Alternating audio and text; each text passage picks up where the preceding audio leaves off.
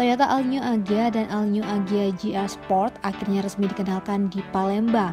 Beragam fitur terbaru membuat Agya terbaru ini lebih mewah.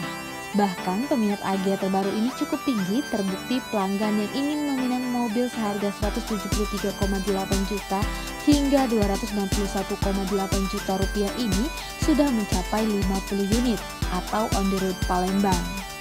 Tingginya permintaan terhadap unit All New Agya ini juga dibarengi dengan suplai kendaraan yang sudah tersedia pada April mendatang. Palembang bahkan jadi kota kedua setelah Jakarta melakukan launching All New Agya karena melihat market Palembang terhadap unit ini cukup besar. Dari data, Agya mampu memberikan kontribusi penjualan setiap bulan mencapai 250 unit untuk wilayah Sumsel. Dengan kata lain, untuk marketnya hampir mencapai 10% terhadap penjualan seluruh unit Toyota. All New Agya memiliki style eksterior yang sporty, high performance. Reporter Ella Swistiana, juru kamera Hadi Farid, palfresh.com.